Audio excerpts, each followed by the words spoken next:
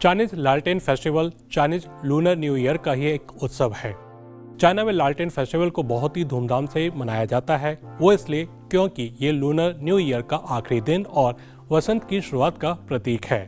Chinese भाषा में पारंपरिक चाइनीज कैलेंडर के पहले महीने को युआन कहा जाता है और प्राचीन काल में रात को श्याओ कहा जाता था। इस तरह लालटेन फेस्टिवल का चाइनीज नाम युआन श्याओ पड़ गया। लालटेन फेस्टिवल या युआन श्याओ फेस्टिवल चाइना में एक खास उत्सव है। ये पारंपरिक चाइनीज कैलेंडर आमतौर पर फरवरी या मार्च के पहले महीने के 15वें दिन होता है।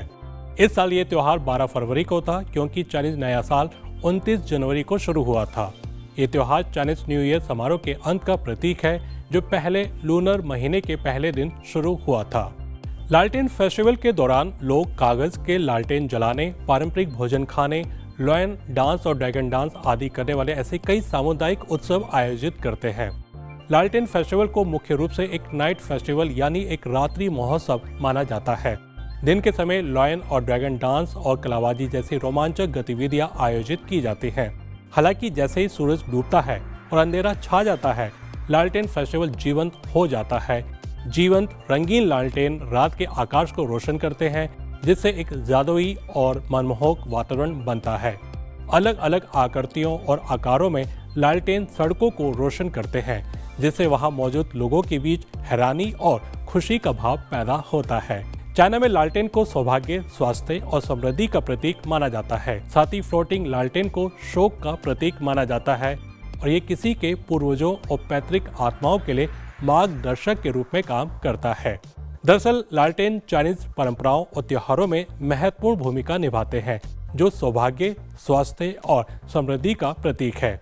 इन्हें अक्सर लूनर न्यू ईयर और लालटेन फेस्टिवल जैसे खास मौके पर इस्तेमाल किया जाता है, जहां लोग अपने पूर्वजों और पैतृक आत्माओं का सम्मान और मार्गदर्शन करने के लिए फ्लोटिंग लालटेन छोड़ते हैं। अलग अलग चाइनीज रीति रिवाज जैसे सोंग राजवंश की लालटेन पहेलियां इस फेस्टिवल के आकर्षण को बढ़ाती है। लोग चिपचिपे चावल खाकर और लॉयन और ड्रैगन डांस करके इस उत्सव का जश्न मनाते हैं। ऐसा माना जाता है कि ये डांस बुरी आत्माओं को भगाते हैं और सौभाग्य को बढ़ाते हैं।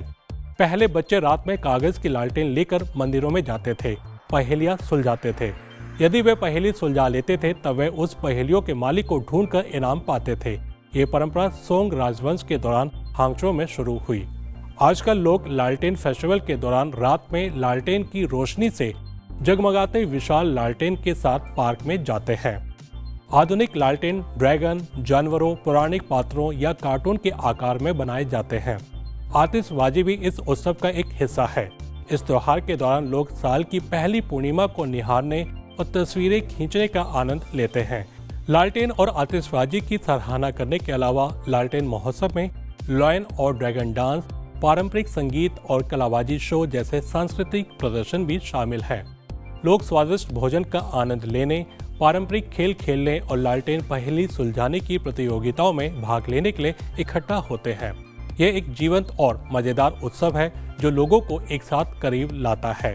लालटेन फेस्टिवल में लोग युआन श्याओ या थांग युआन नाम का एक विशेष व्यंजन का आनंद लेते हैं। ये मीठे पेस्ट से भरे चिपचिपे चावल की गोले वाला सूप है जो फैमिली रीयूनियन का प्रतीक है। लालटेन फेस्टिवल की उत्पत्ति के बारे में कई कहानियां हैं, फिर भी सबसे अधिक लोकप्रिय कहानी ये है कि इसकी उत्पत्ति सर्दियों की रातों में कमी को चिन्हित करने वाले एक प्राचीन सालाना उत्सव से हुई है। एक सिद्धांत इसे ताओवाद से जोड़ता है। पहले लूनर महीने के 15वें दिन ताओवादी देवता थियन क्वान का जन्मदिन मनाया जाता है। चाइनीज लालटेन फेस्टिवल की शुरुआत हान राजवंश के दौरान हुई थी।